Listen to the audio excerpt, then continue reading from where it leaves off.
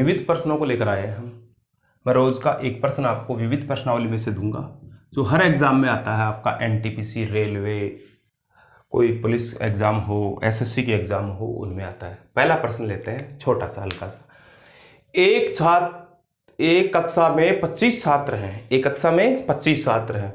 छुट्टी होने के उपरांत प्रत्येक छात्र हर छात्र के साथ हाथ मिलाता है तो कुल कितनी बार हाथ मिलाए गए? जैसे ही छुट्टी हुई सब छात्र एक दूसरे से हाथ मिला रहे हैं। तो ध्यान रखिए, यहां नोट करने की बात है ये, अगर दो काम एक साथ हो रहे हैं, जैसे मैंने अगर किसी के साथ हाथ मिलाया तो उसने भी मेरे साथ हाथ मिलाया, तो दो व्यक्तियों का काम एक साथ हो रहा है। जैसे मान लेते हैं, मैं उदाहरण के तौर पर यहां ले रहा हूं, मेरे पास 4 छात्र हैं, 1 2 3 और 4 छात्र हैं। तो ये छात्र खड़ा होकर इनसे हाथ मिलाएगा, तीनों से, ये तीनों से हाथ मिला लिए इसने, तो तीनों से हाथ मिला लिए तो कितनी बार हाथ मिलाया? 3 बार हाथ मिला है जी, सही।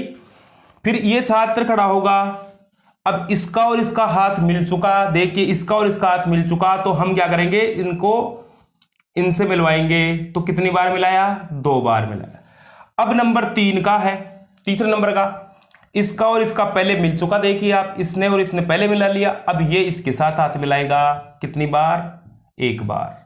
तो 3 और 2 5 और 1 6 बार, कुल 6 बार हाथ मिले। अब इसके लिए फॉर्मूला है अपने पास, इसी को जैसे 4 छात्र हैं, चारों को हम फॉर्मूले में लेते हैं, तो इसका फॉर्मूला है n(n-1/2)। जितने छात्र उसमें से उतने छात्र और उसमें से 1 कम करके गुणा कर दो और 2 का भाग दे दो। देखिए मैं यहां इसको मिटा के आपको बता रहा हूं, यहां 4 थे ना अभी अपने पास, मैंने उदाहरण लिया आपको समझाने के लिए, तो 4 × 4 में से 1 कम काट दिया, 2 3 दूनी 6 बार आ गया। देखिए अभी 6 बार आया था अपने पास आंसर। तो यहां ये प्रैक्टिकली मैं आपको एक एक चीज बताऊंगा। यहां देखिए आप, अब इसमें देखिएगा 25 छात्र हैं, तो हम क्या करेंगे, 25 × 25 में से 1 कम, इसका सूत्र है n(n-1/2)।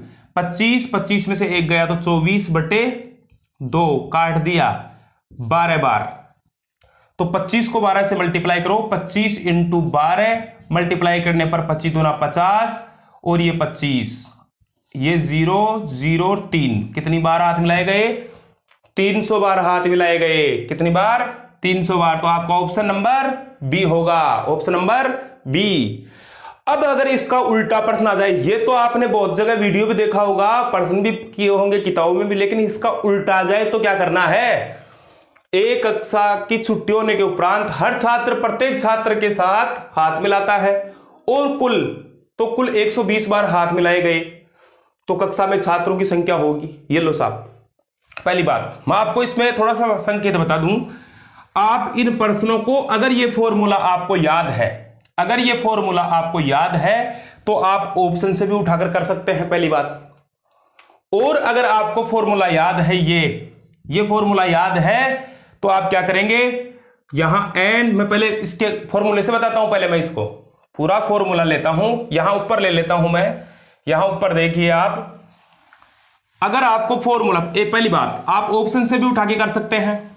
पहली बात क्या कर सकते हैं, ऑप्शन से भी। ये याद रखना है आपको कि ऑप्शन से भी बहुत से प्रश्नों को आप हल कर सकते हैं। कई बार प्रश्न उलझे हुए आए तो ऑप्शन से भी हल कर सकते हैं।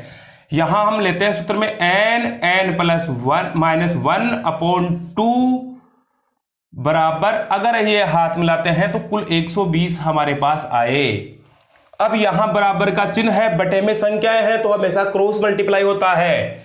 यहां लिखिए ऐसे, तो यहां n, इसको गुणा करते हैं, इसको n² कोष्टक वाली संख्या से n, और इसको क्रॉस करके 240 हो गया। अब 240 इधर आएगा, ये एक द्विघात समीकरण हो गया। तो यहां n² -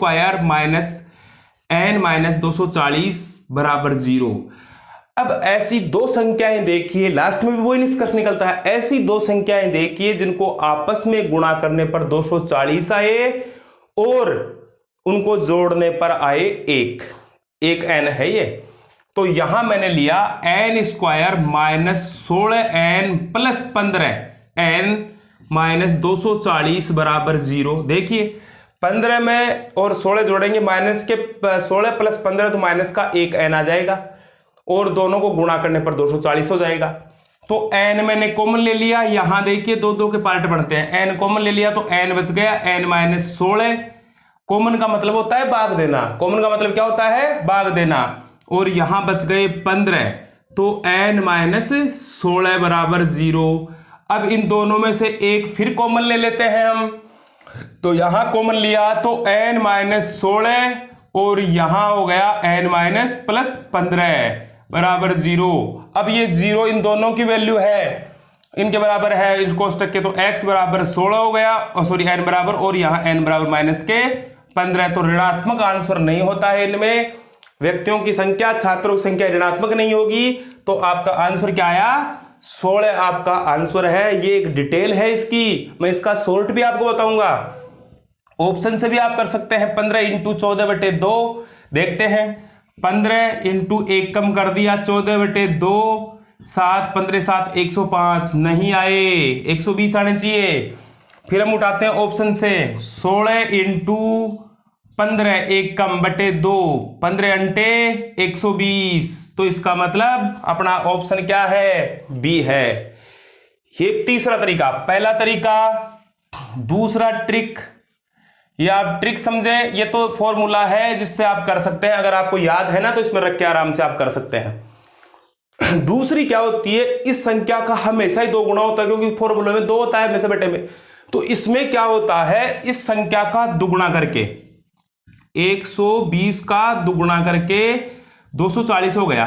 240 से ठीक बड़ी संख्या जिसका वर्गमूल निकलता हो, 240 से ठीक बड़ी संख्या जिसका वर्गमूल निकलता हो, वो आपका आंसर होगा। तो 240 से ठीक बड़ी संख्या होगी जिसका वर्गमूल निकलता है, वो है 256। तो 256 का वर्गमूल 16, तो आपके आंसर 16 होंगे।